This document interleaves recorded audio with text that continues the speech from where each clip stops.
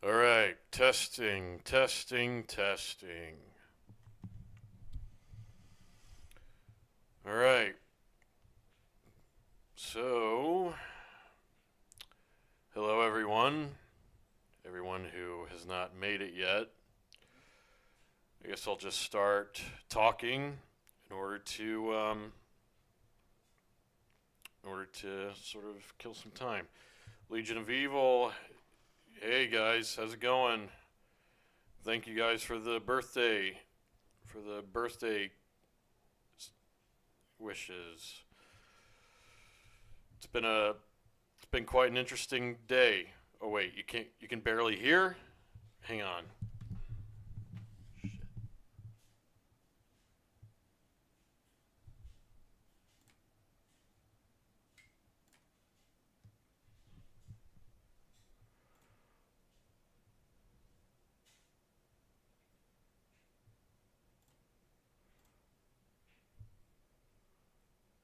Oh, you can hear me now?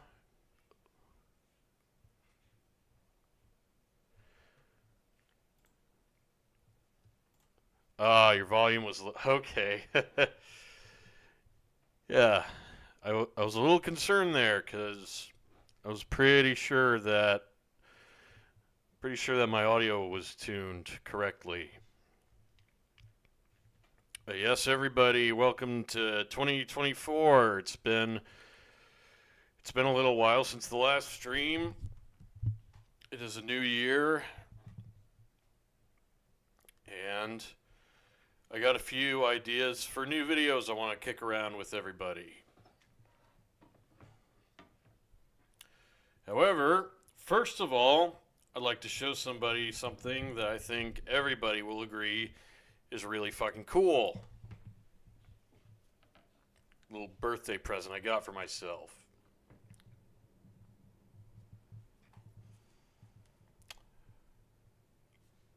This, some of you probably know what this is. It is the Atlantean sword from Conan the Barbarian.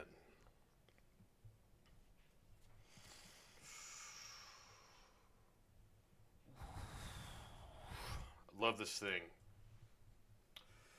Got this for about 160 bucks from a guy in, I believe he said it was Pakistan. Considering it was coming from that far across the world, I'd say that was a pretty reasonable price.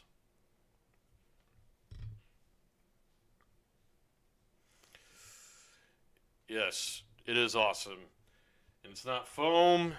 This thing is made with actual steel and it has a little bit of weight to it, although it's quite a bit lighter than I was expecting it to be.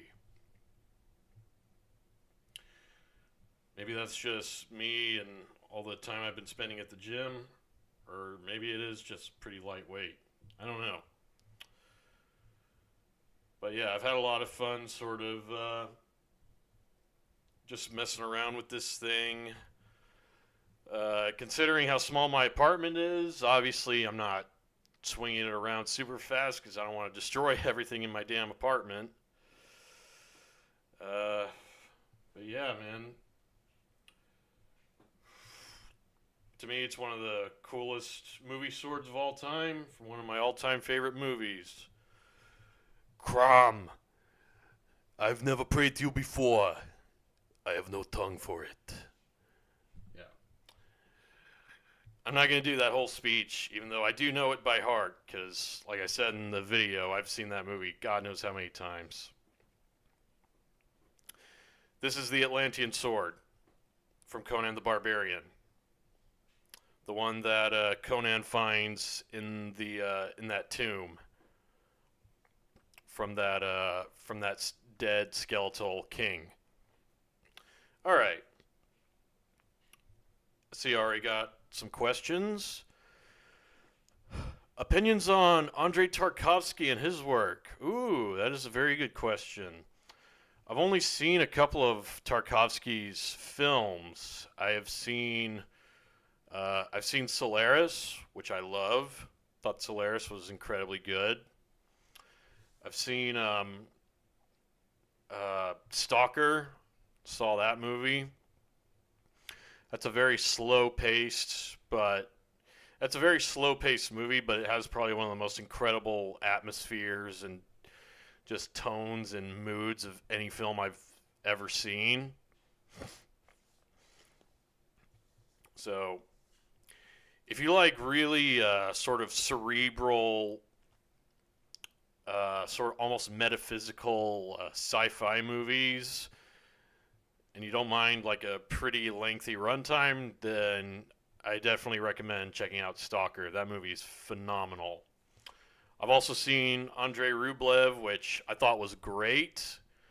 Um, Falls short of being a masterpiece for me simply because there was one part of that movie that I thought could have been trimmed without really affecting anything. That whole thing where Andrei Rublev runs into all those like pagans that are participating in that mass orgy in that forest. I feel like that could have been cut out of the movie. Wouldn't have really affected anything. Otherwise, yeah, Tarkovsky's great. Fucking love Tarkovsky. Speaking of which, I finished that Robert E. Howard documentary last semester. Oh, awesome, dude. Um, Definitely share a link with me whenever you get the chance, because I would really like to see that. Happy birthday! Thank you very much. Okay, all right. Neozoic has a lot of comments and questions. I'm going to try to breeze through them. Did you remember? Did you think DC and Marvel should take a manga approach question? Yes, I do. Vaguely. Let me clarify the question in a clearer sense. Should Marvel, as in, have the comics have a beginning and an end where it's easier to know where to start? Oh, yeah, that question. Yeah, I agree that I think that, oh, he's deleting a bunch of his questions. Um,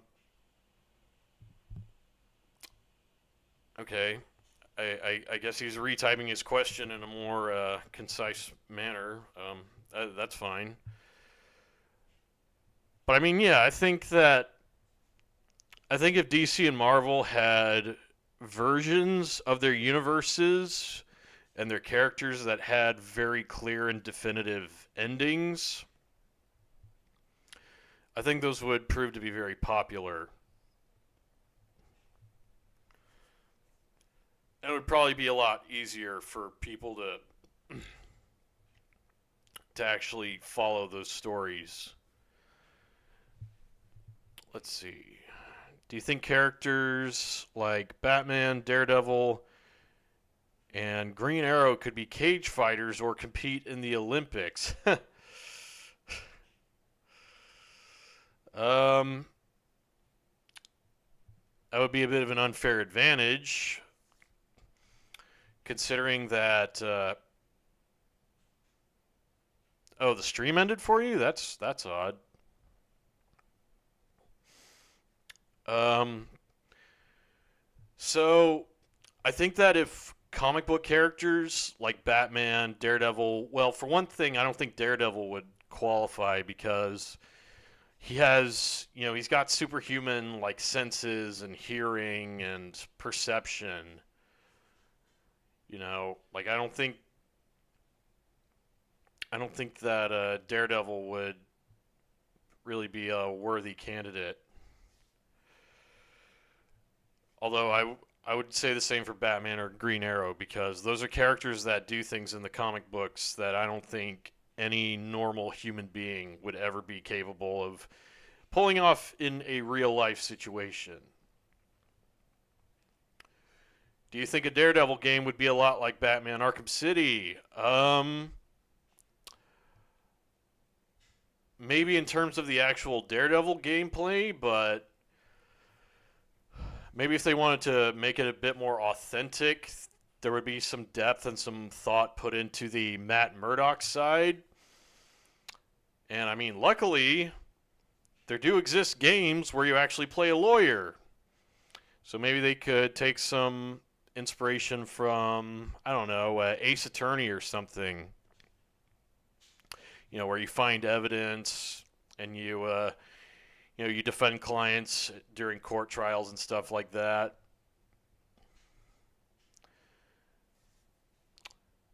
I know it's Elseworlds, but I honestly believe All-Star Superman should have been Superman's last story in main continuity.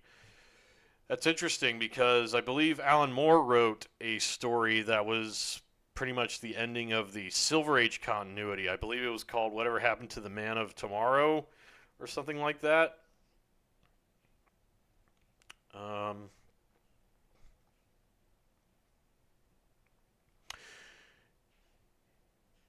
Okay, so here's the manga question. Let's see. Should Marvel and DC take the manga approach, as in have the comics have a beginning and end where it's easier to know where to start and actually have an end, with no reboots, no retcons, no multiverse, etc., focusing more on long-term storyline?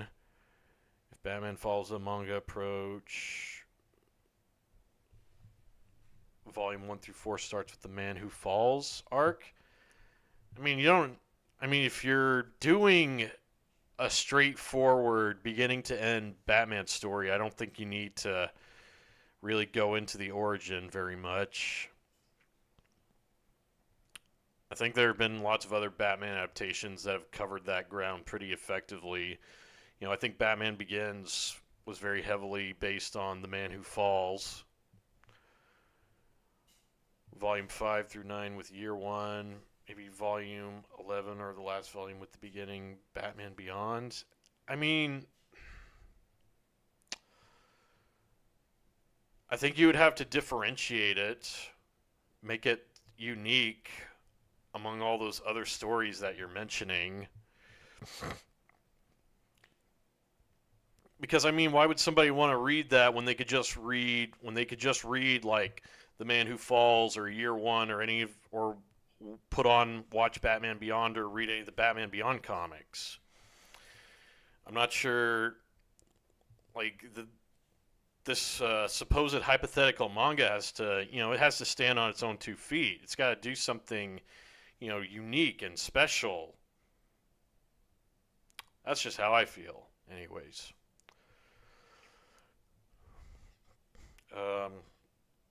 Batman comic with continuity. Should DC and Marvel follow this manga approach? Oh, you don't mean making a DC Marvel manga. Okay. So you think that just a long-running, sort of serialized comic series that has a definitive ending, maybe that could work. I think stuff like that has been done before, I'm pretty sure. Ironically, I'm thinking of a Conan comic book series that did something pretty similar to that. Dark Horse put it out, but it's this epic length comic arc that spanned multiple books, but it pretty much told the story of Conan's life from him being a child, growing up, all the way to him being king. And the interesting thing about that series was that they took a bunch of the original Howard stories and they kind of found a way to make them all work chronologically with each other. So pretty much the entirety of Dark Horse's Conan series from the 2000s, it pretty much did something like that. And it was pretty epic. So maybe if somebody had the ambition and the drive and the passion to do something similar to that with Batman, I don't know. I guess it could be pretty cool. Is Raimi's Spider-Man the only Spider-Man that has organic webbing? No, I'm fairly certain that Ultimate Spider-Man also had organic webbing. I could be wrong about that.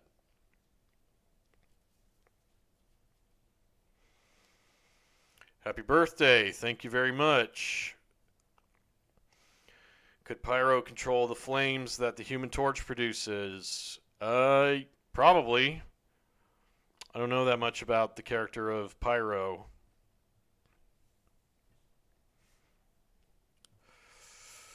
Do. Just use examples. Yeah, you're good, Neozoic. I think I have a pretty good understanding of what you're asking me. Do you think it's believable if Penguin hired Bullseye to take out Batman? Yeah, probably. Kingpin did it all the time.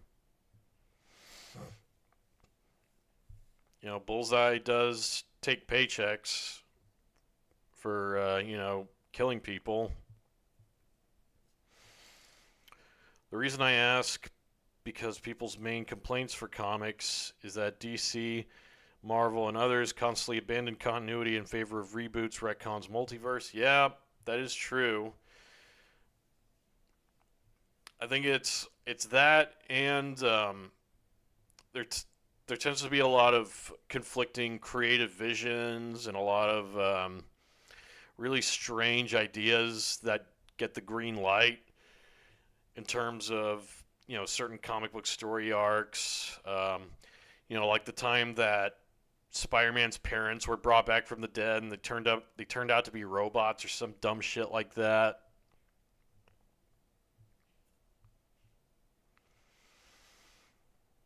So that's a pretty understandable reason why a lot of sort of a lot of non-comic book readers get turned off to the idea of comic books. I tend to treat the realm of comics sort of like a buffet, I guess you could say. I just stick with the stories that I like, and I just steer clear of the ones that I think are dumb and retarded and poorly written.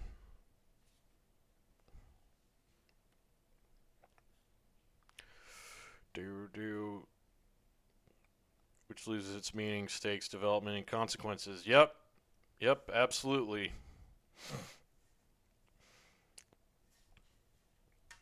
Do you think a Nightwing show could work with Black Mask as a season 1 villain and Red Hood for season 2 and the Court of Owls and Talon for season 3? Doesn't Nightwing kind of have his own rogues gallery? Doesn't he kind of have his own set of villains that he fights in Bloodhaven?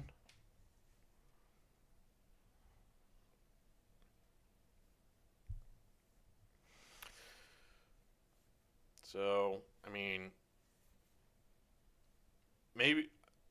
I wouldn't be opposed to the idea for sure. Maybe if it means we finally got a decent portrayal of Black Mask for once.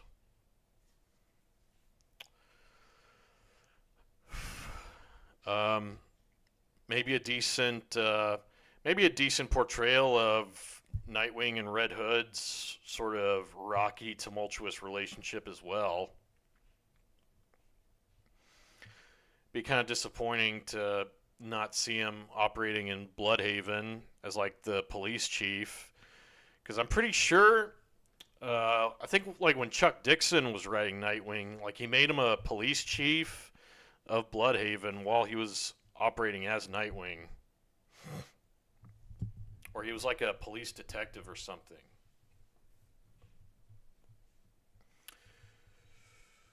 I've been getting into Godzilla lately. Watch Godzilla Minus One. Yep, I also saw Godzilla Minus One this past month. Phenomenal movie.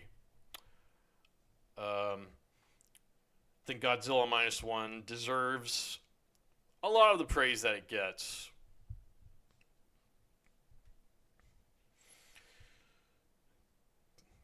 Got you to watch the original Showa series. Very nice. Mothra vs. Godzilla. Yep. That's a classic. Although I'm not going to lie to you and say that every single film of the Showa series is a home run, because they are not. God, man, like Godzilla versus the Sea Monster. That's a ripened. That's a fucking rank ass turd right there.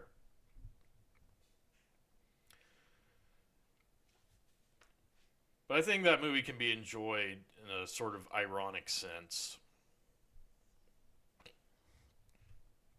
Let's see. Which comic book slash manga tropes, cliches that you dislike or annoy you the most? Hmm.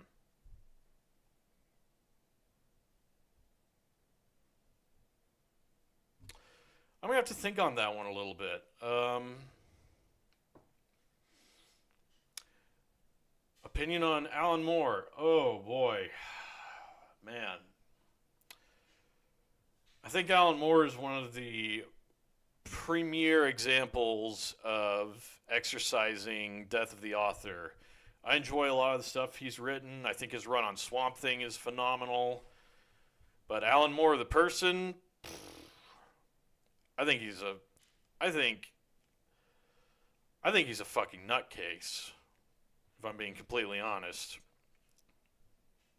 I think he is a very, very mentally ill person.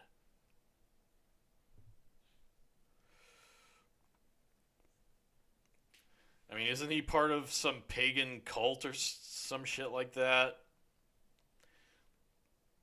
Believes in some type of Lovecraftian deity or something.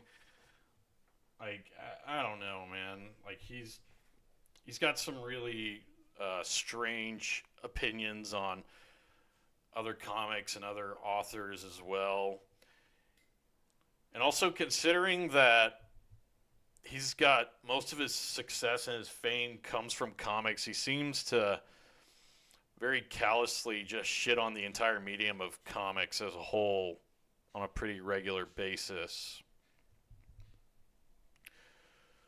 So it's kind of hard for me to feel any type of sympathy towards him as well. That's also not that's also not even going into some of the pretty shitty, repugnant things he said about other authors too. I think I remember reading somewhere Alan Moore said something like Robert E. Howard had like incestuous feelings for his own mother, some fucking vile shit like that. Yeah, uh, that was yeah. Not a huge fan of Alan Moore the person, if I'm being completely honest. Do you think a Flashpoint Batman TV miniseries would be interesting in a TV MA fashion? To be perfectly honest with you, no, I do not. I think I'm not really in favor of any show that shows a Batman that's like brandishing a pair of guns and that just shoots people and murders criminals. I think that like the murderous Thomas Wayne iteration of Batman worked for the Flashpoint story, but I think focusing on him outside of that, giving him his own comic or his own show or anything like that, doesn't seem like a great idea.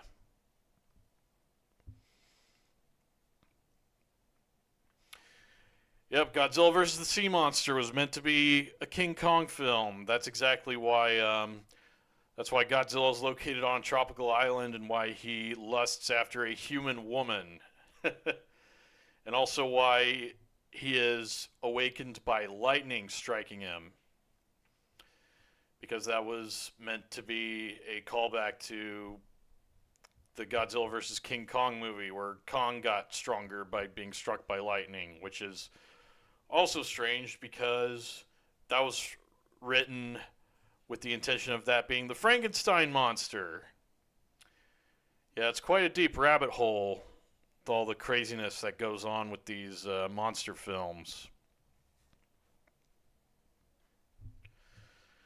I remember looking up what Marvel characters Geoff Johns would like to write. He said Spider-Man and the Hulk. Artist for Spidey is Joe Quesada, and Hulk artist is Gary Frank. Knowing Geoff Johns, there would probably be a lot of over-the-top gore and death scenes in those stories. I think Jeff Johns missed his calling as a horror author, considering how much he enjoys like gratuitously violent, explicit deaths. Do you prefer colored comics or black and white comics? I think it depends on how they're done. I think there's definitely some. This doesn't just apply to comics, it applies to anything. It applies to movies or TV shows. I think there's some stories that are done in black and white that I don't think would work anywhere near as well in color, because like it would be nearly impossible to sort of replicate the atmosphere that the black and white hue brought to that original version. Although likewise, I think the same can definitely be true for I think color media as well. I don't think the movie Suspiria would be anywhere near remotely as effective if it were in black and white. I think like that movie's color palette is a vital aspect of its identity. I don't really have a preference for one or the other, though. I think I think if one version worked better in one way, I would definitely prefer it in that way. Like I think Sin City works beautifully in black and white. I think putting it in color would not. It would probably just take a lot away from it.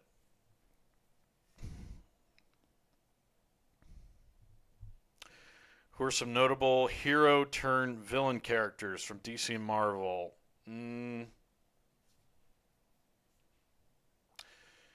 It's not too often that heroes actually.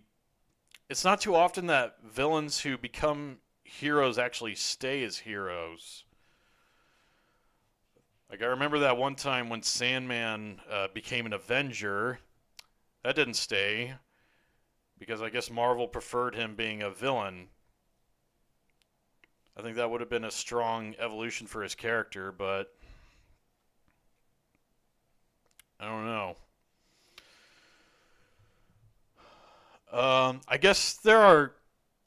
I guess there are technically villains who. There are characters who started out as villains, but then they became sort of anti-heroes later on. Like I think Deadpool fits that category pretty well because I think when Deadpool was originally debuted, he was a villain for the New Mutants, but then he completely became his own separate character.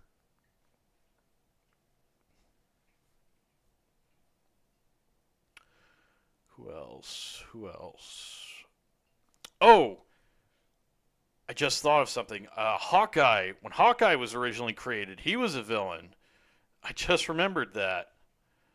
That's actually. I think Hawkeye's probably.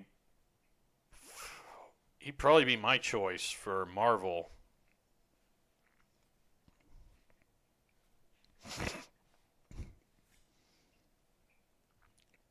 So Hawkeye.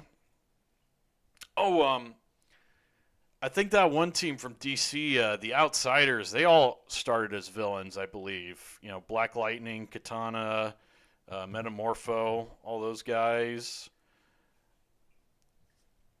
I think they initially debuted as villains, and then I think Batman reformed them into a team of heroes.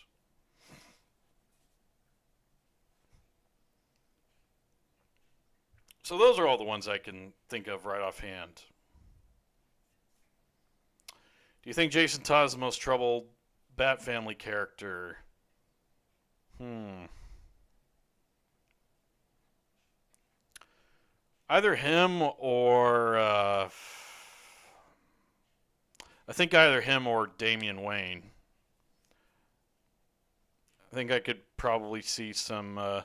There's probably some compelling arguments that could be made that Damian's the most troubled Bat Family character.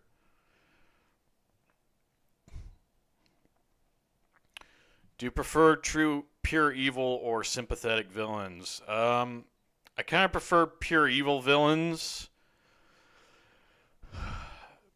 because I feel like I don't really see pure evil villains nearly as much. There seems to be this misconception that pure evil villains are boring and one note. I think that's kind of bullshit though. Although I'm not unopposed to the idea of sympathetic villains, but I think those are kind of overdone. I think if I had to choose a really good example of a pure evil villain from anything, I'd probably go with John Doe from the movie Seven, the character that Kevin Spacey plays. That guy, that guy, he's a pure evil villain, and he's an incredible villain. I think there's a lot of good that can be done with villains that are just made to be despised. They're just made to sort of be repulsed by.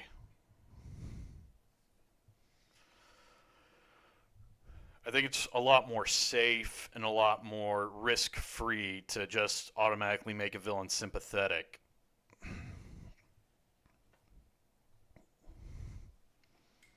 Why can't Marvel make a good Blade comic series? Um, that's a good question. I think maybe because I think a lot of the Blade comics post late '90s are kind of in the shadows of the Wesley Snipes films, as I think those films redefined the character in such a big way, and they had such kind of a unique visual style to them that I don't think any of the comics ever really capitalized on.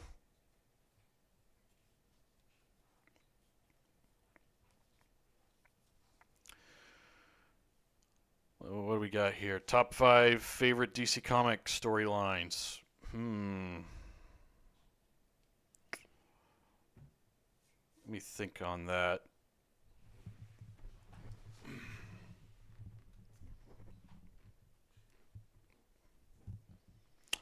One that I really love. I love the Wonder Woman series that George Perez wrote. I thought that was fantastic. So there's that. Uh, Almost like most of the story arcs from the New Teen Titans series, those were all pretty top tier. Probably the Judas Contract might be my favorite out of all the New Teen Titans storylines. What else?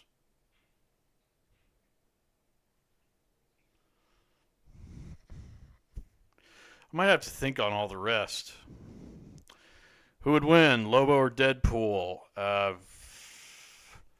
don't think either of them would win. I think Lobo would probably lose patience faster. Because I don't think Lobo is anywhere near as obnoxious in terms of humor as Deadpool is. Didn't Black Lightning and Metamorpho have their own series before they became outsiders? Probably. I think that's definitely possible. Would the Joker enjoy Deadpool's company? Nah, probably not. I think even the Joker has his limits. You think Robert Pattinson could work as a Daredevil actor? Sure. He would just have to work on sort of pretending to be a blind dude, for sure.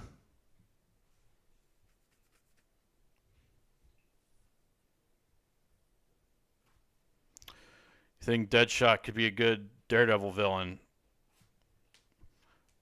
I mean, yeah, I mean, sure, but I mean, Bullseye already fills that role, you know, as the cocky, arrogant marksman.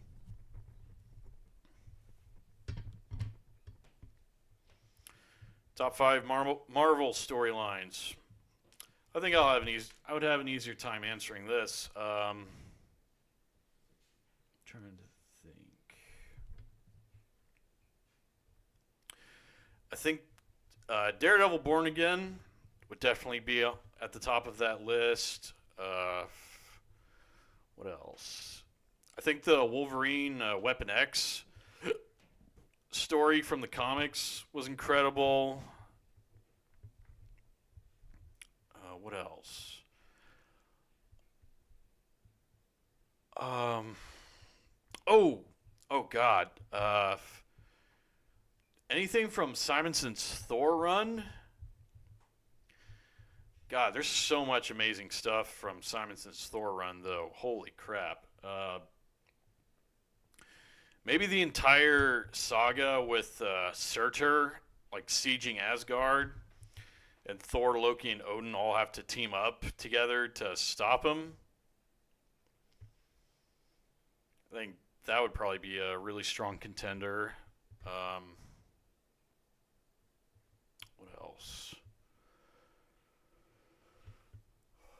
Oh, what is that? That Slaver storyline from Punisher Max. Really depressing, thematically heavy story, but it's definitely a classic. In spite of that.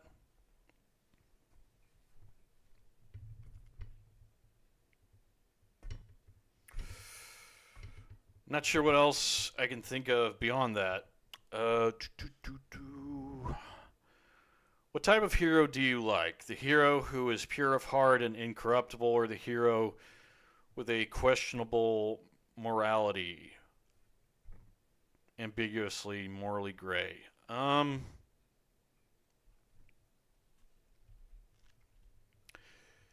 think in terms of heroes, I don't exactly have a preference for one or the other. I think just as long as one is done well. Although I do think the anti-hero is probably a bit overdone these days.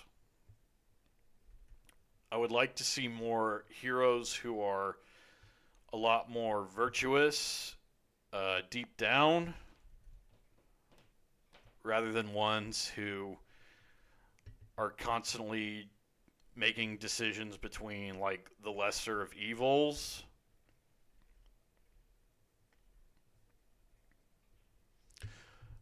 Although I think I would like to see maybe more heroes who have sort of unshakable, like black and white moral codes that have to deal with the consequences of having those codes. Maybe characters like Judge Dredd, because I think that's an issue that Judge Dredd runs into a lot. That's where a lot of his stories are centered around, is kind of how a very morally black and white character deals with situations that are a lot more gray and a lot more nuanced.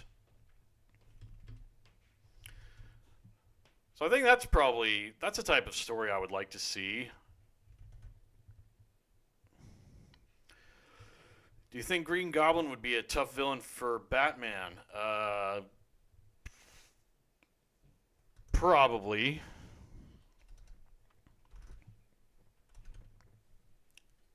I think his technology would definitely give Batman a lot of pause. Do you think Kingpin could work as a Batman villain? Sure. I think he could. Though I would argue that there are definitely characters that kind of take Kingpin's place, you know, characters like Penguin or Falcone or Black Mask.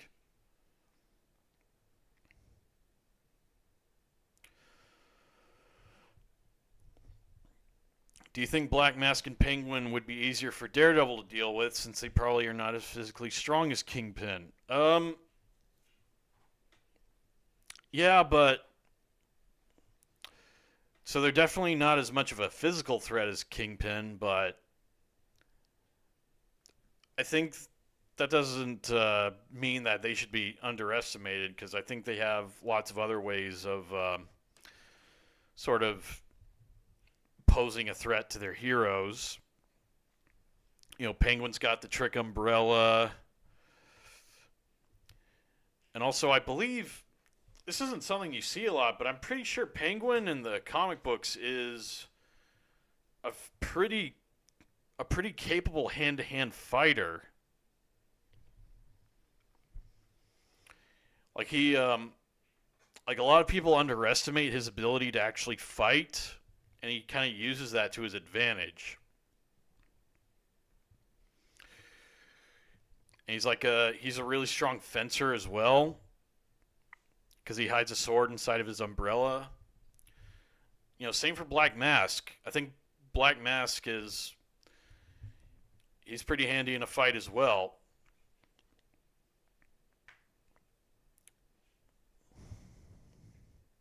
Let's see.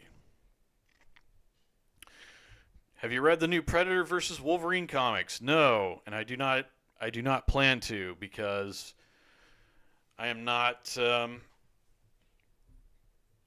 don't want to see how modern day Disney backed Marvel mistreats characters like Alien and Predator. And I also think Predator versus Wolverine is a complete non-story, because everybody with common sense knows that Wolverine would win because Predators don't have fucking healing factors. So unless this Predator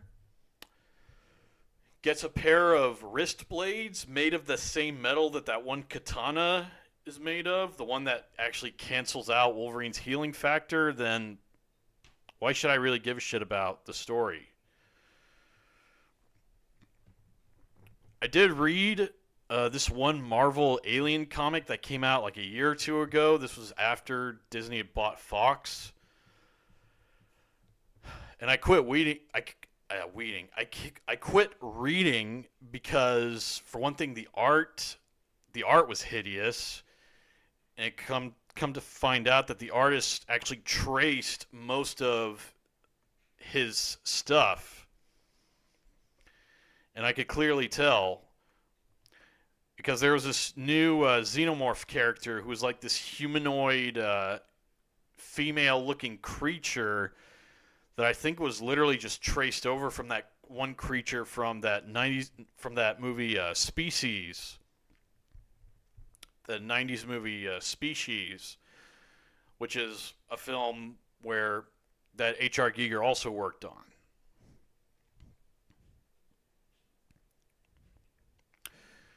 How to handle political elements in the story without being preached to. So, I think for one thing, I think a good way to handle political elements in a story without being preached to, for one thing, if it's in-universe political stuff that is relevant to the world that the story takes place in, and it's not something that's relevant to what is happening in the real world that you and I live in, then I think you have a pretty good head start on that. I also think that another good way to avoid that is to show the different sides of a topic. Have some nuance. Actually show ways in which both sort of colliding opinions are wrong and right. Like, it all boils down to actually not telling the reader what to think, but, you know, letting them decide for themselves what to think.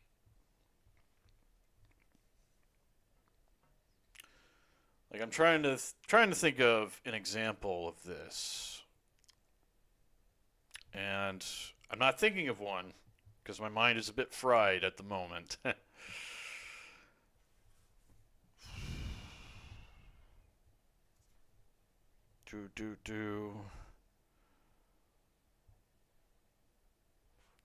What would it be like if Ra's al Ghul trained Daredevil? I'm not sure how effective he would be, because I don't think Ra's al Ghul has any people working under him who are blind. And my cat is sniffing the tip of my sword.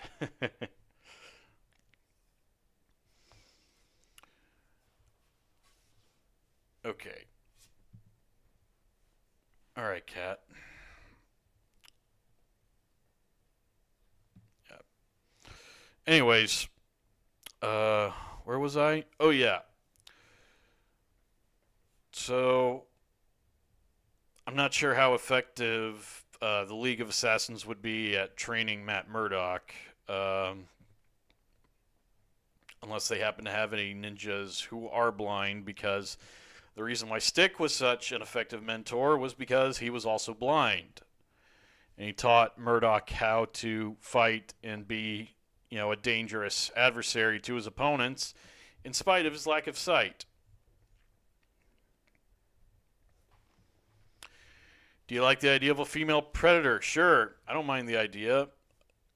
Honestly, a lot of the novels and comics of the Predator franchise I've read do in fact feature female predators. So yeah, not an idea I'm opposed to at all.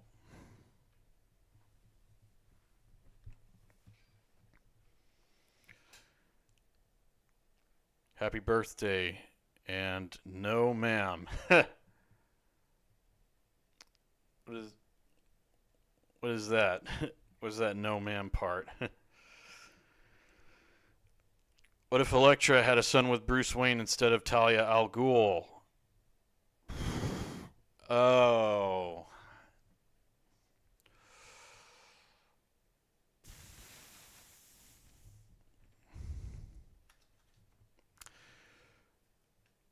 I don't think Elektra would have done the thing that Talia did, which is, I believe in some recent versions of the DC Universe, I think Talia had drugged and raped Bruce while he was unconscious. I don't think Elektra would do something like that. At least I sure as fuck hope not. Maybe if it was modern day Frank Miller writing her, she would have done something like that.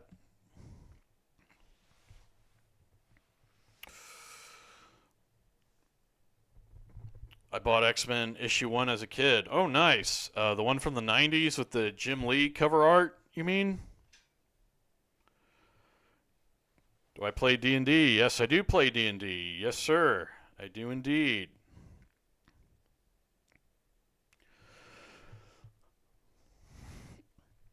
Love playing D&D. Me and my roommate play it pretty much every Sunday and every Thursday.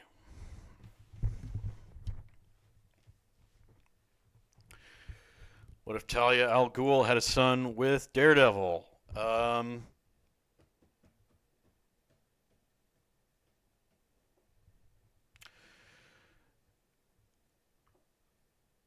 I could see that happening because Daredevil doesn't have very good taste in women. If characters like Typhoid Mary and Elektra, back when she was still a pawn of the hand, are any examples to go by. For example, a villain organization based on communism/Marxism to showcase the dangers of a totalitarian dictatorship. I think that would be fine. I think as long as you're not, as long as you kind of bury it underneath a lot of subtext and a lot of internal world building to sort of disguise the fact that you're using some real world inspiration. I think if you can look at that and not immediately think of the real world thing that it is analogous to, then you're doing it right. If you add some extra details, that makes it a lot more unique. Like, say, for instance, you had a villain organization that was based around communism and Marxism, but you gave it some extra unique characteristics.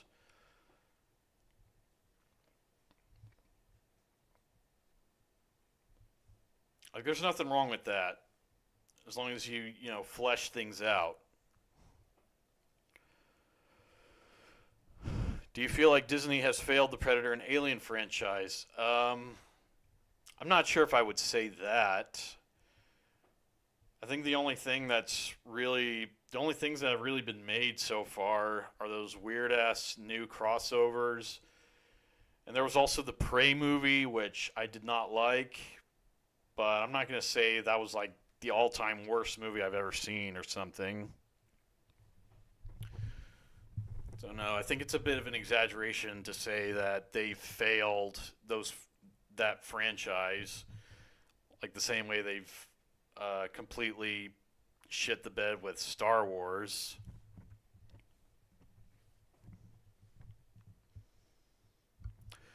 What would you think of some of Batman's villains being enemies of street-level Marvel heroes? Examples like Two-Face and Moon Knight, Bane and Luke Cage, Iron Fist and Ra's al Ghul. I'm not sure that would work too well because I think villains like those, I think they work best when they are opposing Batman in particular, because those are examples of Batman villains that are sort of dark, grim, macabre reflections of Batman himself. You know, like Two-Face represents sort of the worst extreme of Batman's sort of dual identity. Bane kind of represents sort of the self-made warrior image of Batman taken to a really bad extreme. And, you know, someone like Ra's al Ghul kind of emblemizes what would happen if Batman used his wealth for kind of nefarious purposes. You know, he used his wealth, his power, and his influence for kind of nefarious purposes.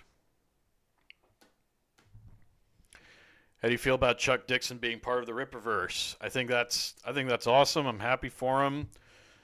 I've been listening to a lot of his podcasts and stuff. I'm glad that Chuck Dixon has common sense like that.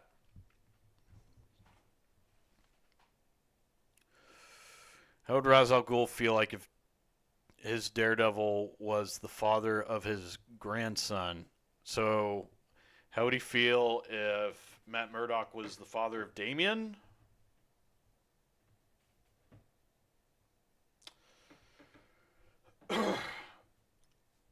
I mean, I imagine he'd probably be really happy about that. Because, I mean, Matt Murdock's a pretty impressive guy. So, I mean, I wouldn't mind having him as sort of the father of my grandson. Thanks for the advice. Yeah, no problem, dude. I hope I was helpful in advising you. Opinions on Ninja Turtles: The Last Ronin. I have not read it yet. I need to get around to. I've heard a lot of great things about it, but no, I have not read it so far. If Batman and the Bat Family had a case in New York City, what would J. Jonah Jameson think of him? He'd probably whine and shit on them incessantly, like he does with every other costumed hero. Yeah, I think he would absolutely give them bad press, without a shadow of a doubt. Although I think the difference is Batman probably wouldn't care as much as Spider-Man does.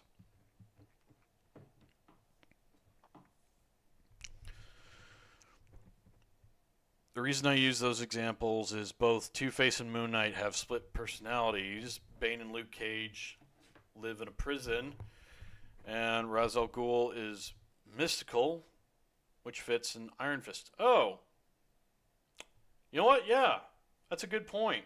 Um, yeah, I mean, since you put it that way, yeah, I think those characters could play off of each other pretty well.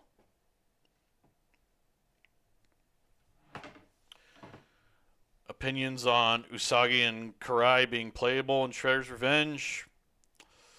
I haven't touched Shredder's Revenge in a while. I did play when that update came out. I think they were very awesome additions to the game. And I saw that those developers were actually making a G.I. Joe game. That looks pretty sweet. Hey guys, I'll be right back. I'm going to get some water because I'm working up quite a thirst doing all this talking. So I will return.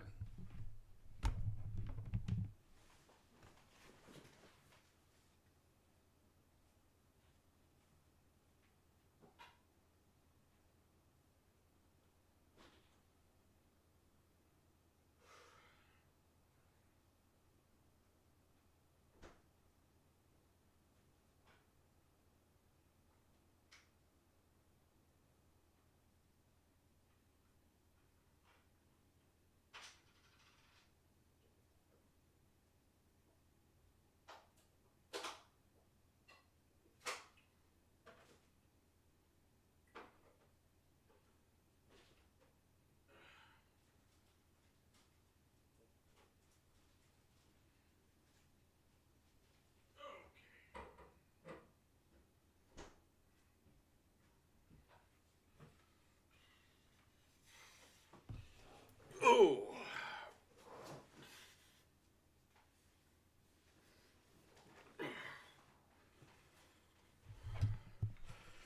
All right. What did I miss? Let's see here.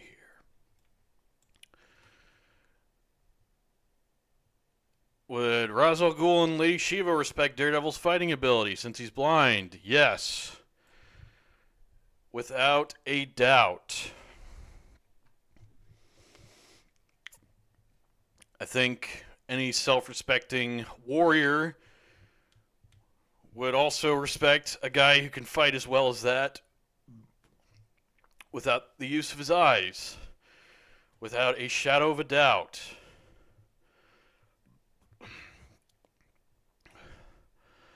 How tough would the Skrulls be if they were in the DC universe? I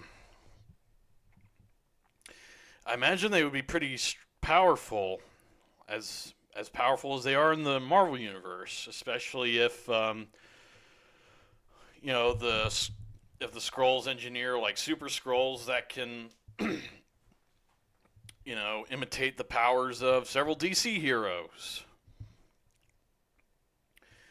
Like, can you imagine a Super Skrull who, you know, had the strength of Superman and, you know, the X-ray vision and the invulnerability while also having, I don't know, like the shape-shifting prowess of Martian Manhunter or something? That would be some scary shit, man. So yeah, I think Skrulls and the Super Skrulls in the DC universe would be a pretty serious threat. Whew. Can the Daily Bugle uncover Superman's secret identity before the Daily Planet uncovers Spider-Man's? I don't know, man.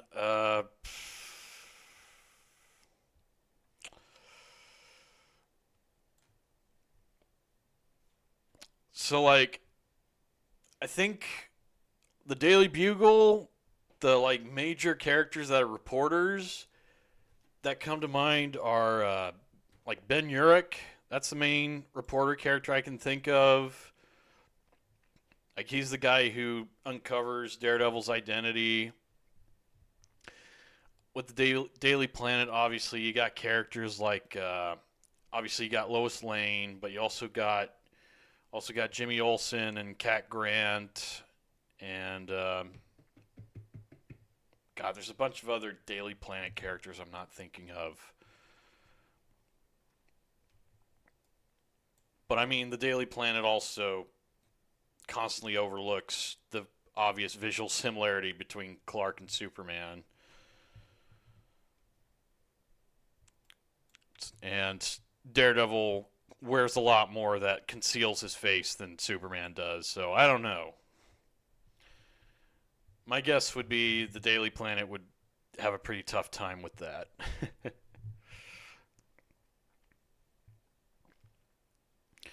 What if Thomas Elliot, aka Hush, was childhood friends with Matt Murdock instead of Bruce Wayne? That would be interesting, considering I think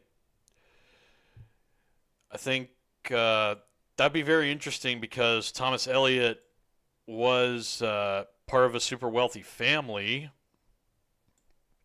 and obviously Matt Murdock was dirt poor in his childhood. But it's not. I don't think that's impossible. You know, rich kids and poor kids do. They do become friends sometimes. I mean, hell, even the world of comic books, like Harry Osborn and Peter Parker. So,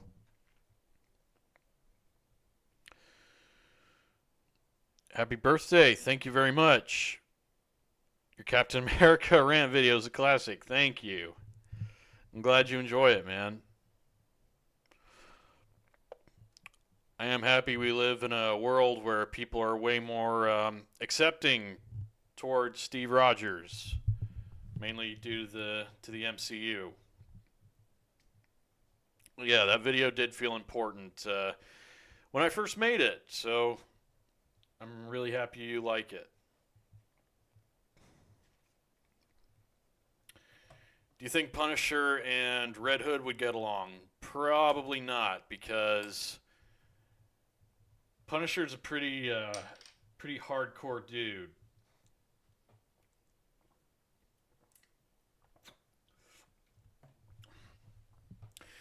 Like, I think, Jason, I mean, obviously he's okay with killing people, but he's not a fucking sadist like Frank Castle is. Let's be honest, Frank Castle he's a bit unhinged. He's a bit psychotic. Jason is not psychotic. In fact, Jason Todd is not mentally ill whatsoever. I distinctly remember reading a comic where, like, Batman admitted him to Arkham, and all the tests they used to determine what type of mental illness he had, he failed every one of them because he had no mental illness. Jason Todd is one of the few Bat family members who is perfectly, utterly sane. Do you think Ra's al Ghul would view Bullseye as a madman like he viewed Joker as a madman? Yes. Without a shadow of a doubt, he would. Because Bullseye is pretty fucking crazy. Would the DCEU have been better received if they did more build-up with the solo films? Most likely, yes. And also if they hired better writers and filmmakers. That certainly would have helped as well.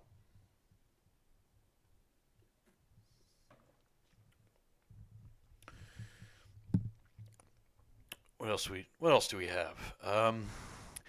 How would Superman, Batman, Wonder Woman feel about the mutants from the Marvel Universe? I would hope that they would be very tolerant and accepting of them. I think Superman would probably identify the most with them, since he probably has the closest experience to a mutant from the Marvel Universe. Being born as an alien from a different world. I think Batman, he'd probably be a bit mistrusting of them. But obviously that wouldn't make him a bigot because he's mistrusting of everyone. And obviously Wonder Woman, being, supposed to be being an emissary of peace as well.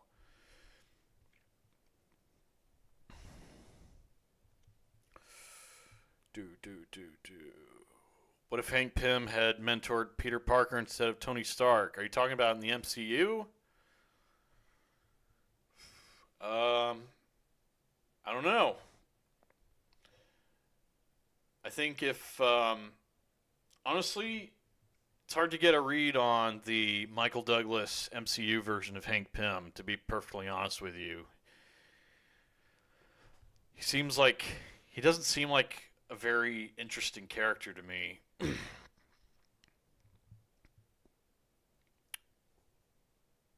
If a symbiote from Marvel latched onto Superman, could it make him even more peak Kryptonian? How strong would he be? I imagine he would be.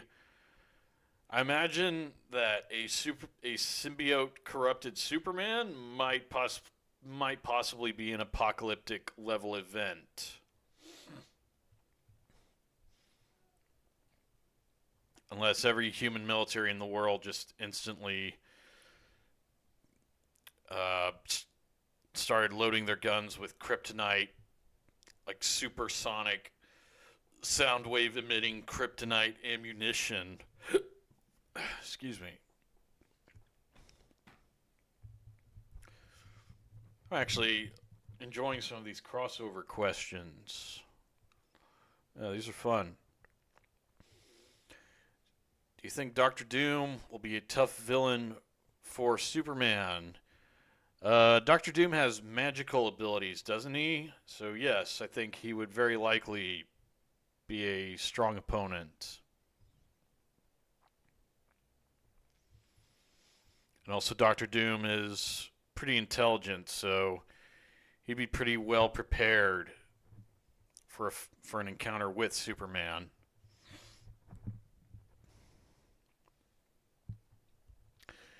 Do you think Batman or Daredevil is more depressed? That's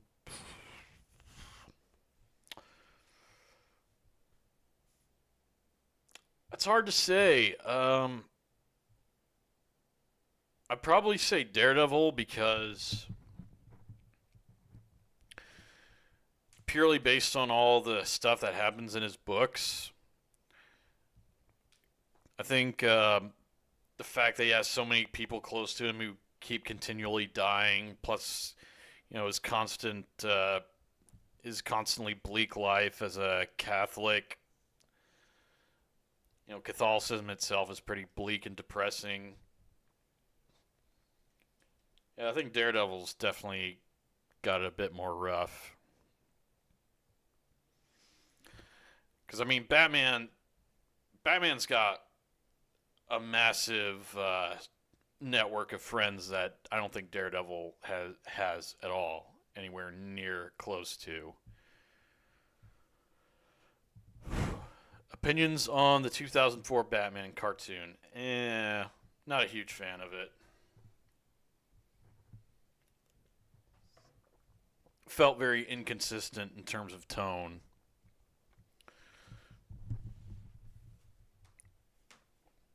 I also wasn't too crazy about the art style of it. Venom the supervillain versus Venom the street level anti-hero versus Venom the space god. I'm not the world's biggest Venom fan, so I'd probably say Venom the anti-hero. I think those are probably some of the more interesting stories to feature Venom. Which was worse, Green Lantern with Ryan Reynolds or Daredevil with Ben Affleck? The Green Lantern with Ryan Reynolds for sure. I think the Ben Affleck Daredevil movie was. I don't think that movie was bad, but it wasn't a masterpiece either. It definitely had its fair share of issues.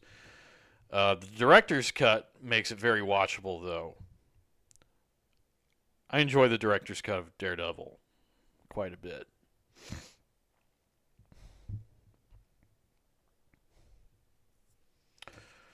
What Wonder Woman and Thor think of each other? I think maybe Wonder Woman would think Thor is a bit of a savage, I guess, because he's a Norse god and she's sort of a champion for the Greek gods. And I think maybe Thor might think Wonder Woman's a bit stuck up, maybe. That'd be my guess.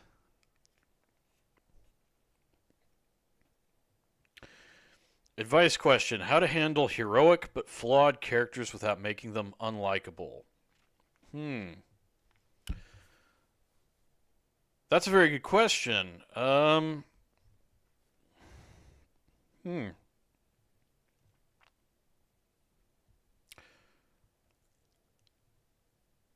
gonna have to ponder that one a bit.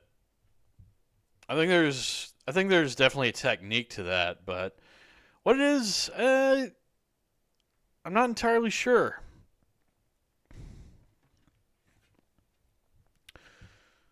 I think that so. I think that maybe if you give your character sort of anxieties or insecurities,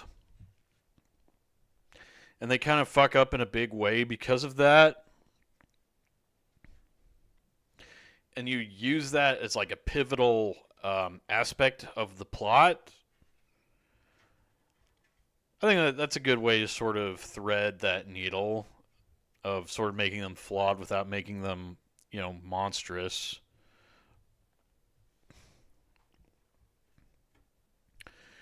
Do you think Bane because of his Venom drug and Killer Croc because of his super strength and Talon because of his healing factor would be the hardest Batman villains for Daredevil to beat? Oh God. Uh, I'm not sure Daredevil would do well against any of those guys. Oh, one on one. Um. Oh, okay. I think Daredevil would very likely learn. I think which version of Bane are you talking about? Are you talking about the one that can actually naturally channel the venom in his body, or are you talking about the one that every other version uses, where he's got those clearly exposed tubes that go into his neck that feed him the venom? Because I think a Bane that knows how to actually regulate the venom in his own bloodstream would probably be a way harder opponent to deal with.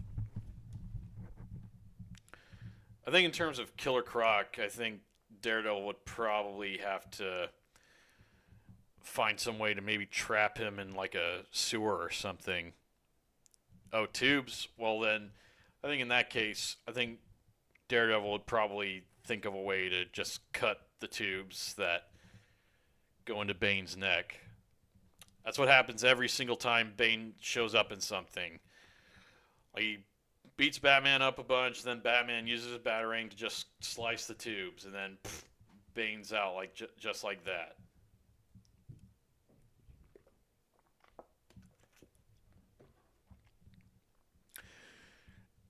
Talon, though,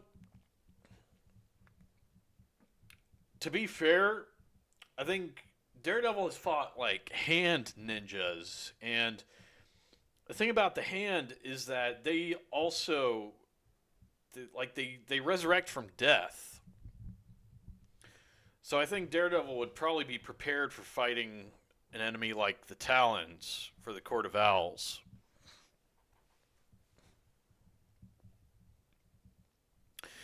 You think Bane was misused in a lot of media? Yes, without question. I think the best interpretation of Bane that we've ever gotten was in Arkham Origins. I definitely think that's the best written and probably the best like visual design for Bane in anything outside of comic books.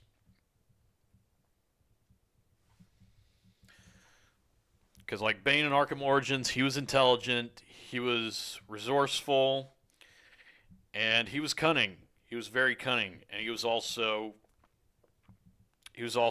really scary in a fight.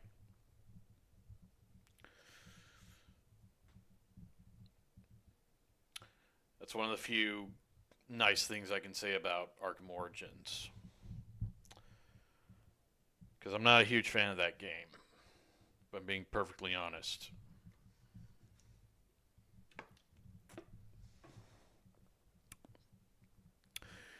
What's better, alternate continuities or mainstream continuity? I'm not necessarily sure it's about what's better. I think most super long running comic book continuities are going to have a lot of storylines that are good and a lot of storylines that are really shitty. And it's kind of like you have to sort of treat it as a buffet. You kind of have to just pick what you like and ignore what you think tastes bad.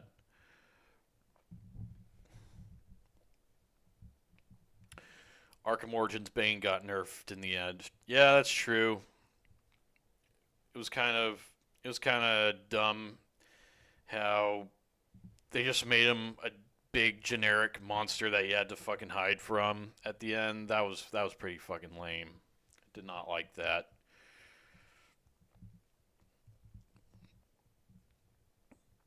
Do you think Catwoman would be romantically interested in Daredevil? Yeah, pretty likely. I think Daredevil would be a lot softer on her, considering she's a thief. You know, she's not an assassin like Elektra is.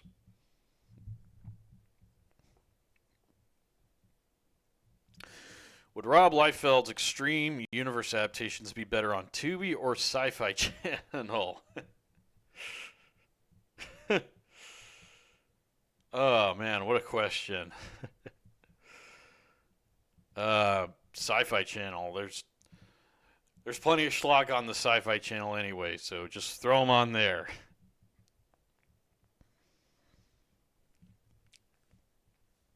Reason I ask because nowadays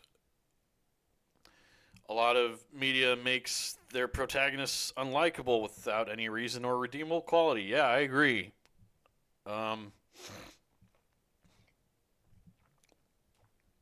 Or they just go the opposite route. They just make them completely flawless pieces of wood who don't have any insecurities or any shortcomings.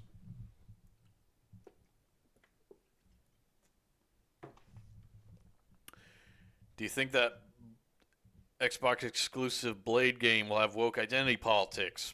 More than likely, yeah. It's modern day Marvel, you know. They can't fucking help themselves. It just they feel the need to pander and put all this gay queer like pro-feminist shit in when nobody asks for it. All they want is just cool superhero shit. Why that Spider-Man 2 game had a whole side quest where he had to help some gay high school kid ask his fucking boyfriend to the prom.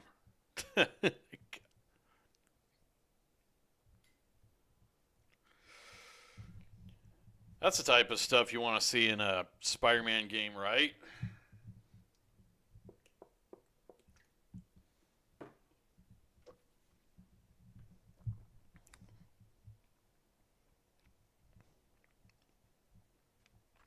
Obviously, not that there's anything wrong with being gay, but feels a lot like I'm having my head beaten over by the writers about that. Let's see.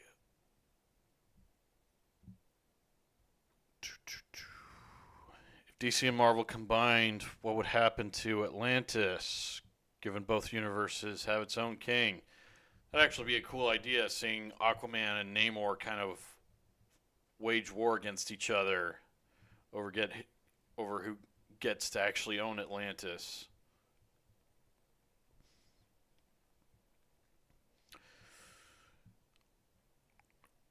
On Earth 3, is there a court of bats or jury of bats? I have no idea what Earth 3 is. I'm sorry, dude. Would Catwoman be romantically interested in Gambit? And Batman and Rogue would be mad. Oh. I mean, Gambit's a thief as well, isn't he? So yeah, I could definitely see him. I could definitely see him kind of getting soft and cozy with Selena. Opinion on Boom Studios Power Rangers comics. I thought, man, yeah, the Power Rangers comics from Boom Studios were surprisingly really freaking good. I think I'm on issue 25 right now. You surprised the shit out of me, man. I would never think Power Rangers comics, of all things, would be some of the best modern comics being made. Yet here we are.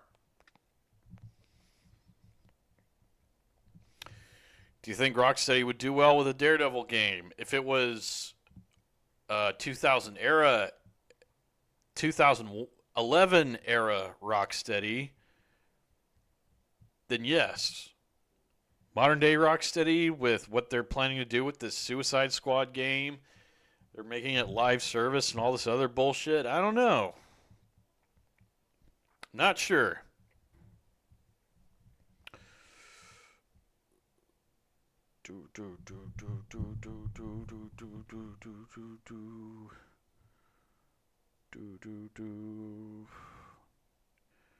Just checking to see.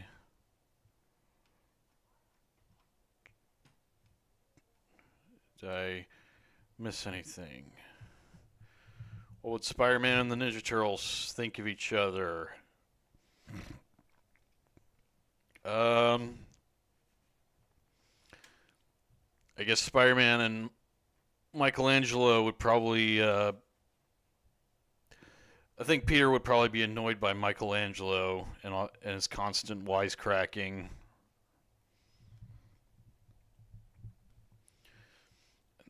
And he'd probably get pissed off at them for eating all the pizza in New York.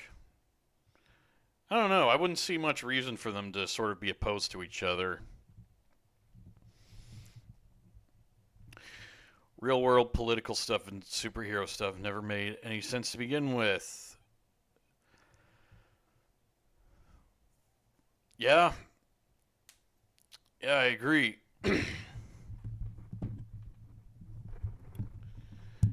Yeah, people read all this stuff for escapism, and you're not really doing the escapism part very well if you're constantly reminding your readers of shit that happens in real life. Are you?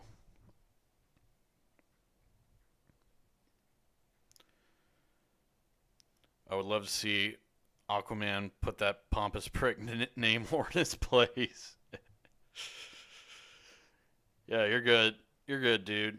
I do not mind the profanity. I've dropped a few four-letter words in this stream already, so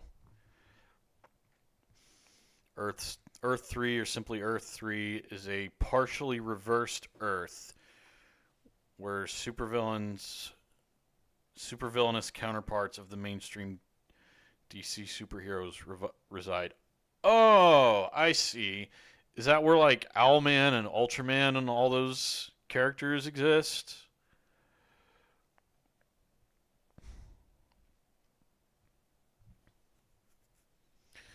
What do you think Scarecrow's fear toxin would do to Daredevil? I imagine it would probably make him maybe it would make him hallucinate seeing his dad talking about how much of a fuck up he is due to the fact that he wears a costume and he beats people up and he just breaks the law every single night.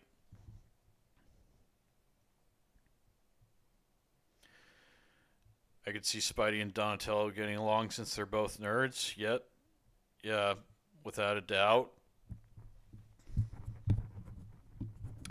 They're both nerds and they both somehow have the resources to make all this super advanced technology. Even though, like, one of them is, like, dirt poor and can barely make his rent, and the other one lives in the fucking sewers. What if Tim Burton made a Daredevil movie? That would be interesting.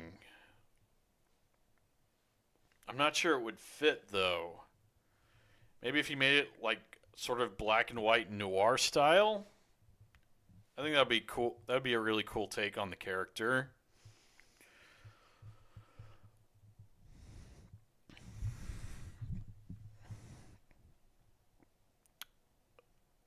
What about media that has political elements such as 1984, Citizen Kane, etc.? Well, the thing about stories like Citizen Kane in 1984 is that they put the stories and characters first.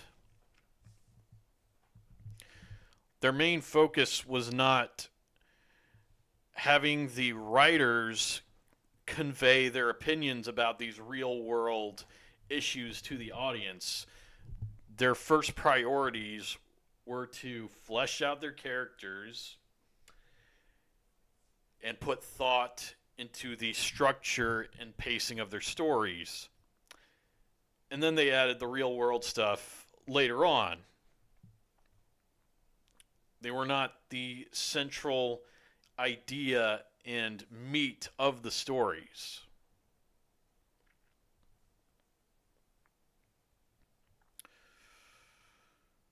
Who is a comic book character that died and stayed dead? Uncle Ben, Gwen Stacy, Thomas Wayne. I thought Thomas Wayne was brought back in that one story. Who else? I think Bucky Barnes did a pretty good job of staying dead until Ed Brubaker did his Captain America run.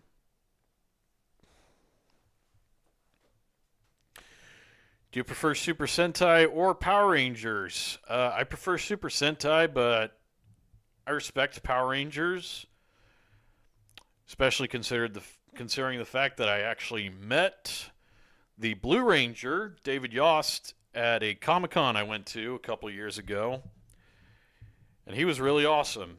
I really liked hanging out with him.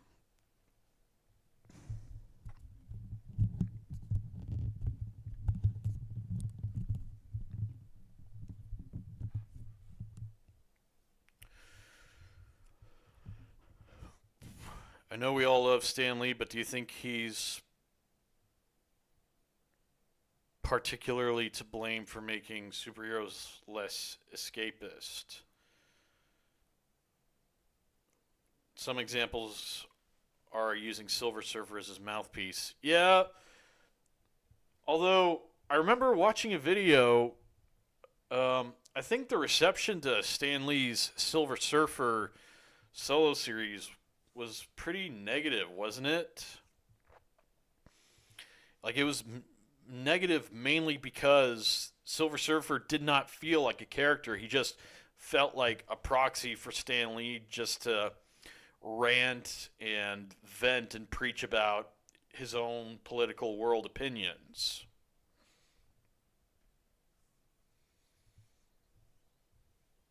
But then, like, sort of later on when he did, like, 90s era Silver Surfer stuff, I think he actually learned how to actually make the character a character. Like, especially when he did that one story with Mobius.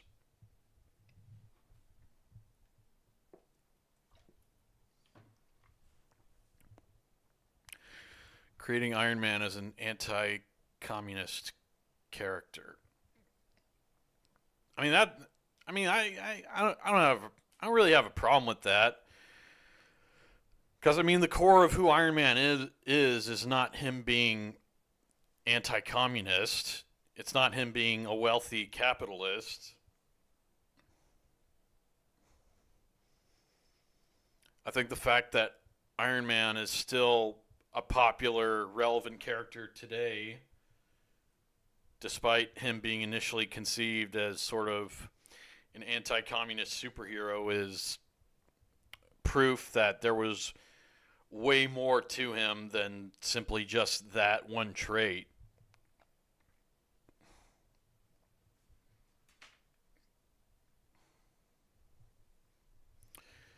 making Captain America conflicted about modern times. I mean, that's that's kind of inevitable putting him in any modern setting because it's pretty much an objective fact that the world is a lot more complicated than, the US fighting against damn near pure evil Nazi regime.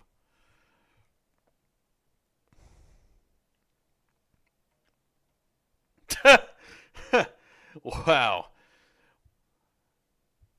If the Teenage Mutant Ninja Turtles shared the sewers with the Morlocks and helped them take down Pennywise, that's a fucking idea right there. Someone should pitch that to Stephen King, see if he actually gives them permission.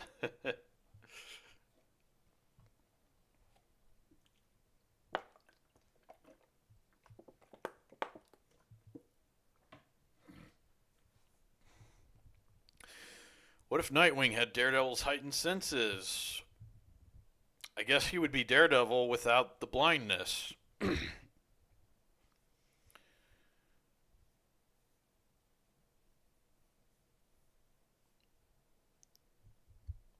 Would he'd be a bit overpowered, to be honest.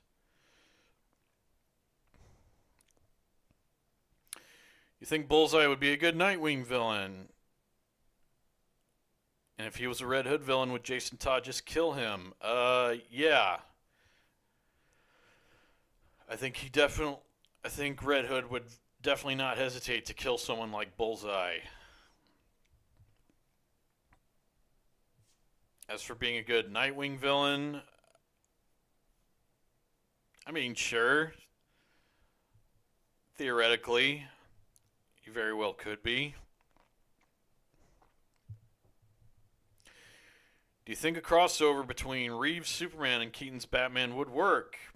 I would not be opposed to that. I just think whoever writes that would have to pay very close attention to how those two actually act in their own movies, like the way that their personalities are written, so it doesn't come off like some shitty fanfic, so that it actually feels authentic.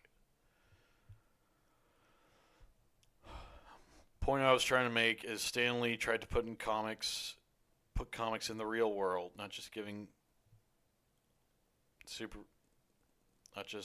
them real world. Yeah, I mean that's a good point, but I think there's a clear line of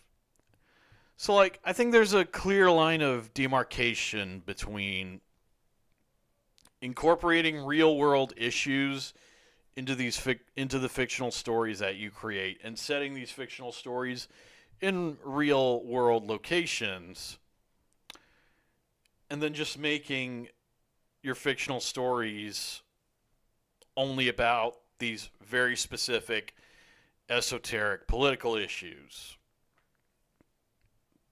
But I guess maybe technically Stan Lee did kind of open the door for really shitty hack writers in that way, because a lot of them will sort of defend their writing by sort of saying that Stan Lee did the exact same thing. I don't think Stan Lee is necessarily to blame for that, although I could kind of see how someone could think that he is.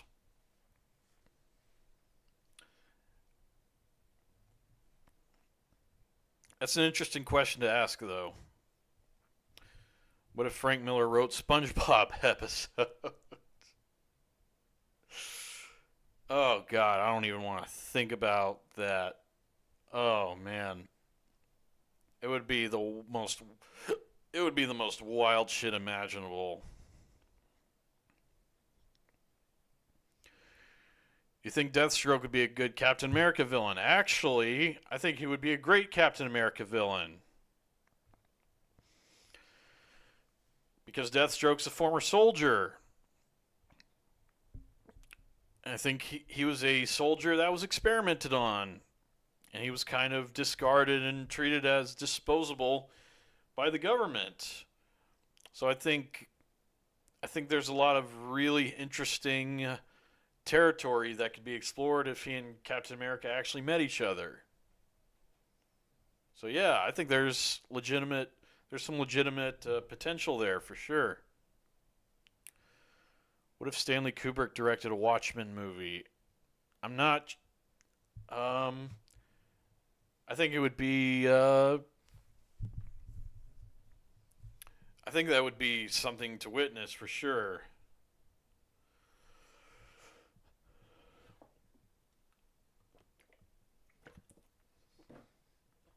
I don't know if Stanley Kubrick would ever agree to something like that, but I think if he did agree, it could be something very, very unique and special.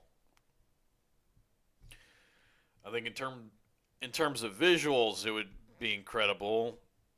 There'd be a lot of like visual Kubrick staples, like an overabundance of like balanced shots, uh, lots of handheld shots,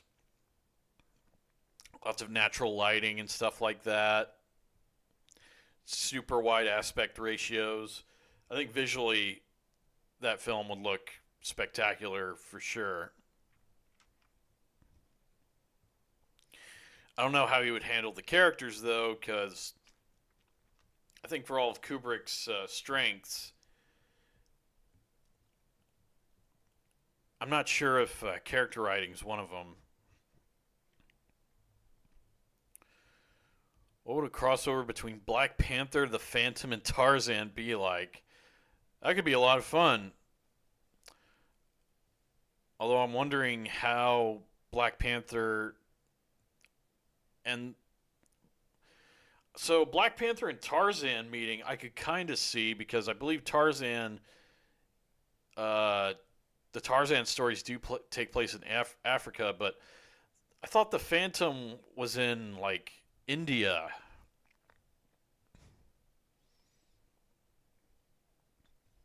I thought Kit Walker usually like his cave was located in like the jungles of India or something like that. You think Jensen Ackles could be a good Daredevil voice actor? Yeah, I think he'd do a great job with that.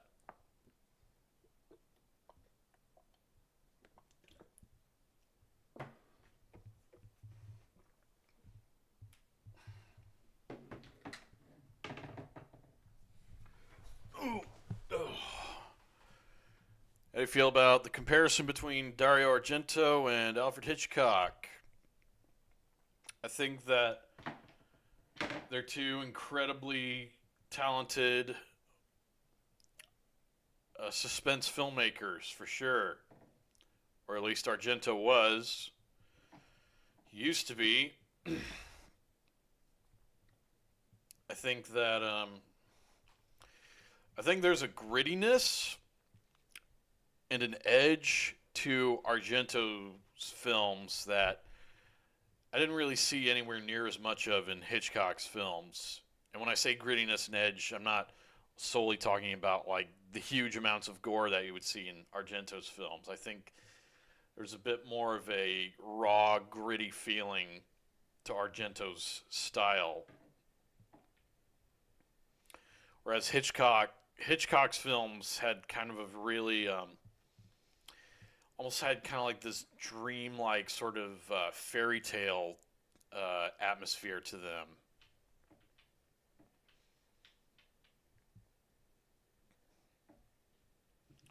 But I mean, they're two phenomenal filmmakers. I think they approach like the concepts of suspense and dread and horror filmmaking in similar but fairly different ways.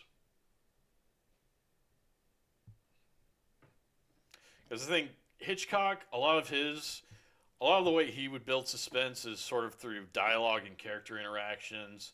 Argento, admittedly, was nowhere near as skilled in that way, so he would kind of do that through lots of atmosphere, through his music, through like his staging, his camera work, his color choices and stuff like that. You don't really watch Argento's films for the acting or the dialogue.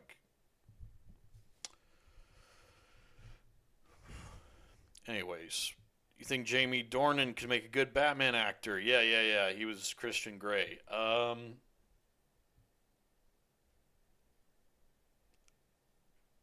don't know. I think I could see him as Black Mask for sure. I think he'd probably be a pretty good choice to play Black Mask or maybe Hush. What if the killing joke happened in Daredevil's, like in Joker shot Karen Page or Elektra? How would Daredevil handle the situation?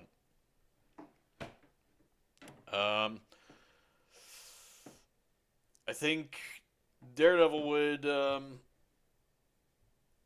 he would not be happy about that if the Joker shot Elektra or Karen Page.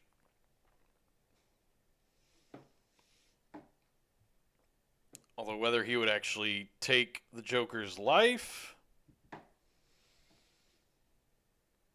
I'm not sure if he. I'm not sure if he would. I'm sorry if I'm not the best at answering some of these questions, guys. I'm doing the best I can.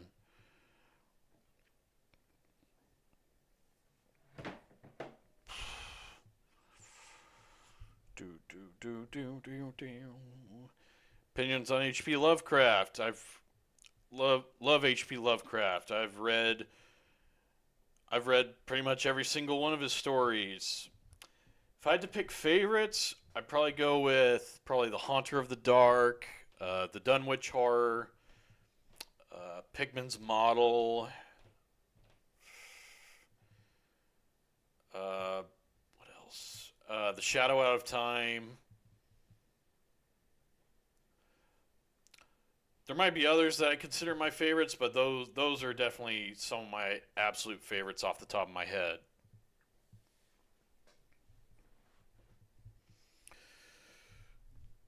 What if the killing joke happened in Daredevil's life and Joker? Oh wait, I saw this question already. I don't know if you know this character, but what would Lupin the Third think of Catwoman? Yes, I'm familiar with the anime of Lupin the Third. I, I don't think it would be all that different from his relationship with that character. What is that character? Fujiko, I believe, is like the main femme fatale love interest in Lupin the Third.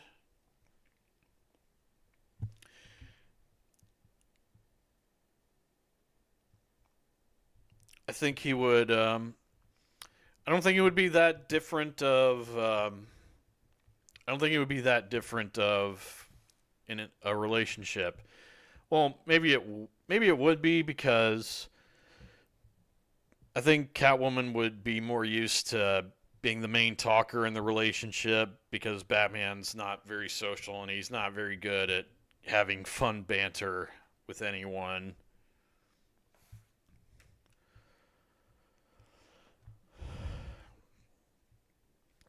What else we have? But yeah, I love Lupin the Third. That's a personal favorite anime of mine. What if Harry Callahan from the Dirty Harry series encountered the Joker? He would try to find the biggest fucking magnum he could find and just try to blow the Joker's face off. I don't think Dirty Harry would have the patience for that bullshit.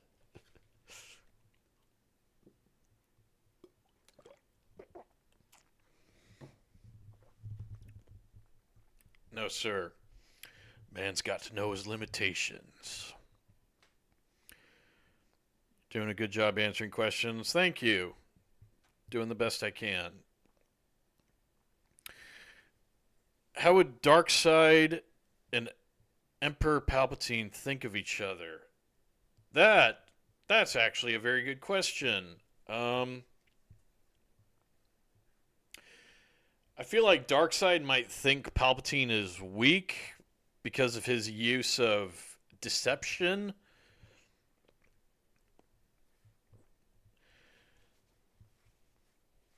I don't think Darkseid.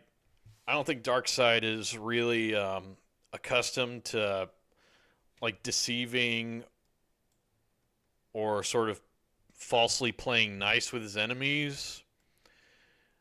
He comes across as just being very blunt and very brutal with his enemies. So I guess he might think Palpatine is weak and kind of not very, hell, probably even cowardly. Probably think the Sith are cowardly because the Sith are all about deception and underhandedness and deviousness more so than they are just big unsubtle brute force tactics.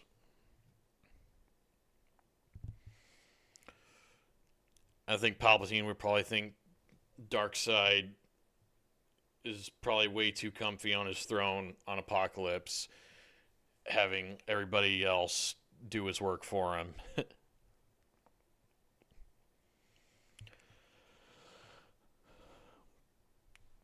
Didn't Darkseid deceive Superman in the animated series? Yeah, he did, but it wasn't really deceiving Superman so much as kidnapping and brainwashing him to be his slave. Because, I mean, he still brainwashed Superman into, like, just conquering entire planets for him and even attacking the Earth.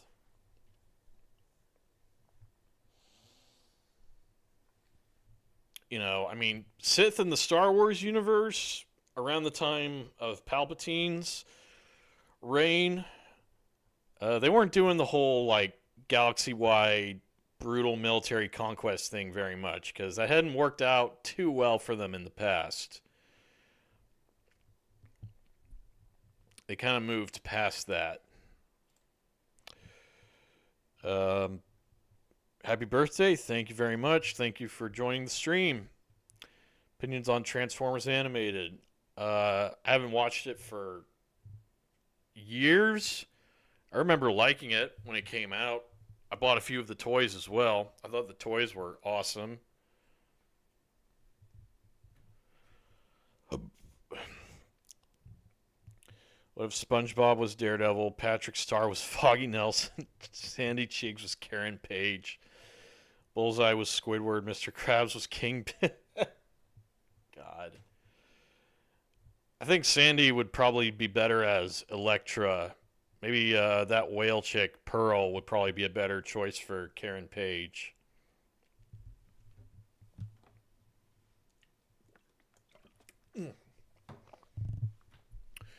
Opinions on Beast Machines. Haven't seen Beast Machines. Seen Beast Wars. Love Beast Wars. But Beast Machines I have not watched.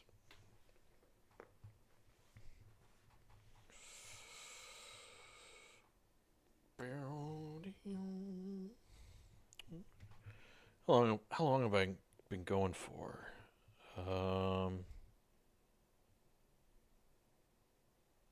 Oh shit. Hour and 48 minutes. Man, stream what? I can't believe it's been that long already. Wow. Okay. Would Darkseid be able to brainwash Jean Grey, the Phoenix, and could the X-Men save their friend? I mean, I think if Supergirl could snap Superman out of his brainwashed condition, I think Jean Grey could probably be saved. I think a better question to ask would be, would Darkseid be able to brainwash Jean Grey without summoning the Dark Phoenix and pretty much inadvertently laying waste to all of Apocalypse?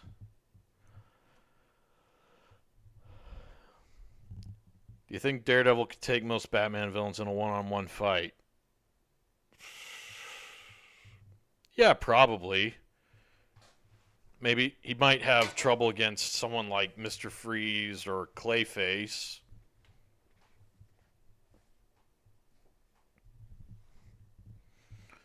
Mr. Freeze, Clayface, probably Poison Ivy.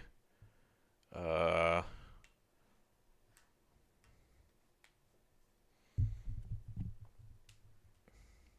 who else?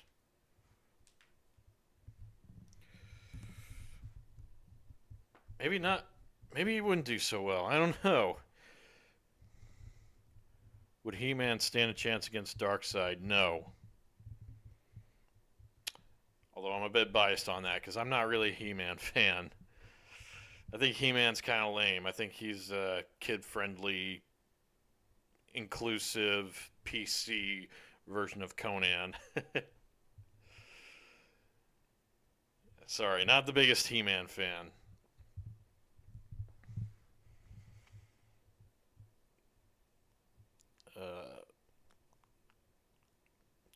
Do you prefer secret villain organizations or full present villain organizations?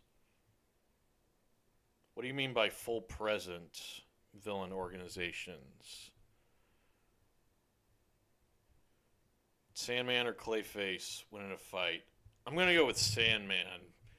Because, I mean, Sandman can grow to like fucking kaiju size. I've never seen Clayface do that.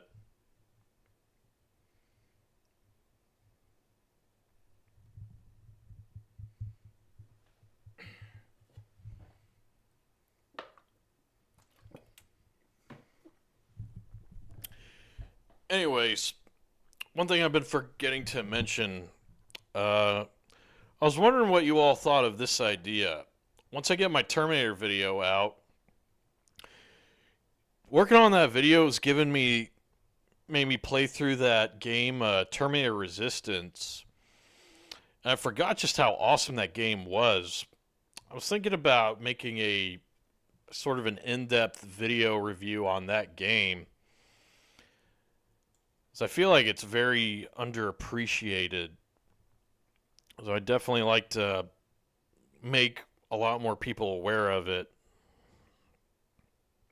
I don't know if anyone here has actually played the game or not. I think it'd probably be a good, timely, sort of topical video to make too, because the same developers just came out with that RoboCop game as well.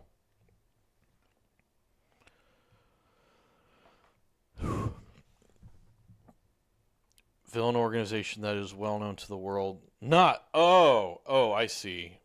Okay. So in terms of preference to that, I'm fine with either or as long as they're executed well. Although I think that a villain organization that's better known would probably be more easy. It would probably be more believable to me because there's a lot of secret villain organizations that I look at and I wonder how the hell they stay secret for so long.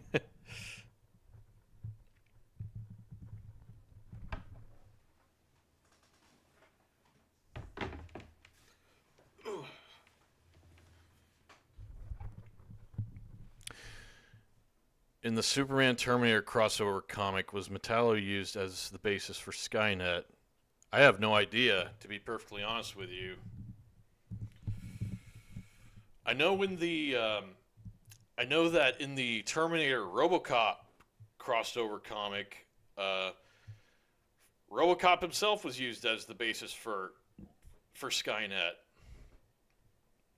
which I thought was a really cool idea. That's actually a really awesome comic too that I recommend to everyone.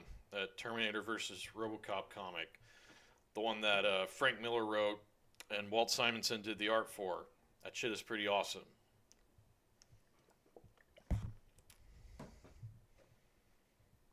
Haven't played the game, but I like the idea of branching out into games outside of movie videos. Yeah, I do too. Especially considering that, it's a game that a lot of people have talked about, but I don't think they quite give it the praise that I personally believe it deserves. Do you think Rambo has a chance against a T-800? Yeah, sure. I think if a character like Kyle Reese can take one out, like with a homemade pipe bomb. I'm sure Rambo could just brandish one of his like C4 tipped arrows and just blow one up. I mean, in terms of explosives, it's not very hard to actually just blow a Terminator fully to pieces.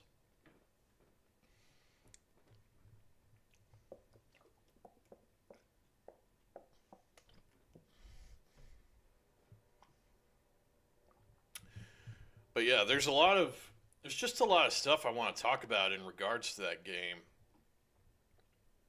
Kind of how it the way it ties into the movies, all the little storytelling,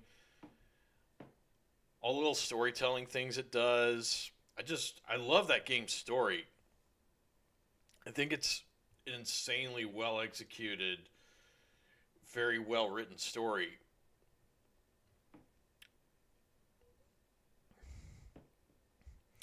Would Beast Boy and Nightcrawler get along with each other and crack jokes? Uh, yeah, probably. I think Nightcrawler would be. I think they might annoy each other too, because I think Nightcrawler would probably get annoyed by Beast Boy's sense of humor, and Beast Boy might get annoyed by Nightcrawler's like pretty devout Christian nature. Opinions on the Samurai Showdown game series. I love those games. I'm not great at them, but I do enjoy playing them a lot. I always like playing. What's the guy with the wolf? I forgot his name. He's really awesome. He's probably my favorite character.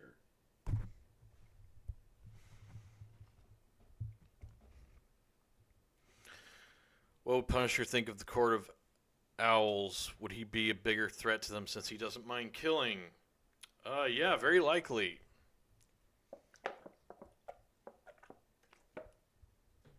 Although Punisher would have to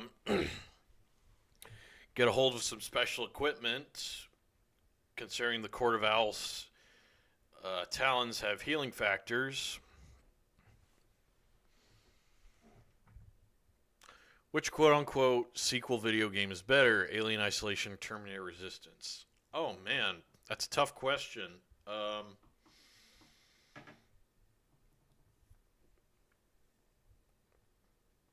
think if I had to pick between those two, I love Alien Isolation. I think that game's phenomenal.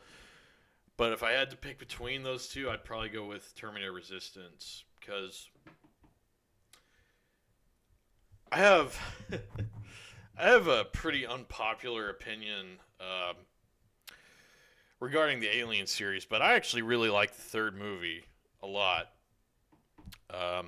You don't have to agree with me on that. I know there's a ton of people who hate it, and I get why people hate the third movie, but I like it. I thought it was a good ending to the series, so I felt like Alien Isolation was just sort of an additional story to the Alien series. Terminator Resistance to me feels like sort of the necessary, authentic third Terminator movie that we always wanted to see. Like it feels like sort of the connective tissue that ties the first two movies together.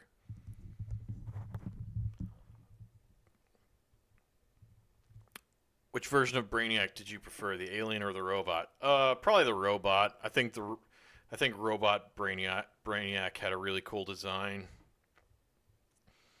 I don't like him. I don't really like green alien Brainiac so much. Like robot Brainiac when he has kind of that Terminator like appearance with like kind of the skull like head. That was a really cool look for him. I wish they would bring that look back.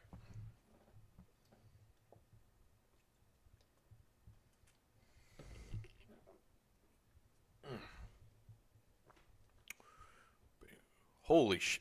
Wow, we're coming on to All right, we're coming on 2 hours here, guys. So I think I'm gonna wrap. I'm gonna be wrapping the stream up pretty quick.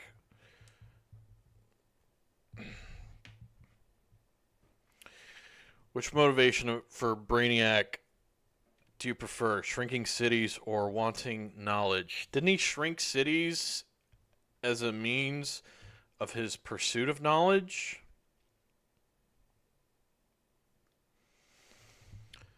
Thanos in the comics sounds like a simp before simp was a term. I mean, he kind of was. But there's kind of an understandable reason for why he was kind of a major simp for Lady Death.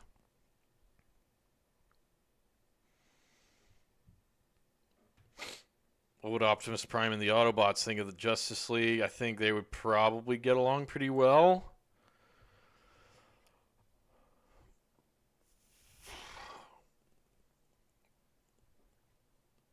I don't see really what the Autobots and the Justice League would really conflict about. Could Professor X reform Manchester Black?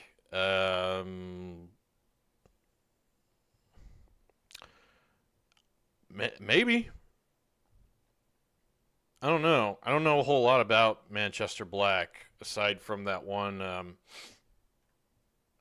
comic I read where he pits Superman against all of his like major enemies.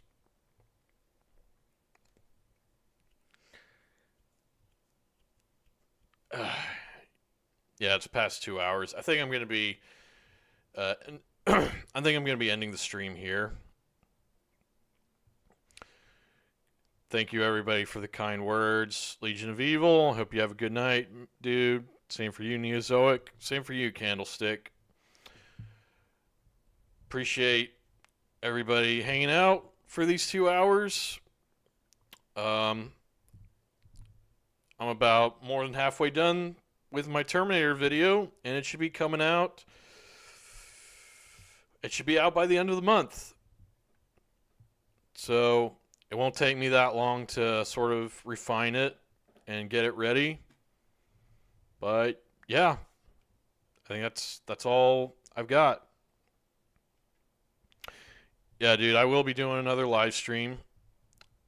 I'm not planning to stop the live streams anytime soon.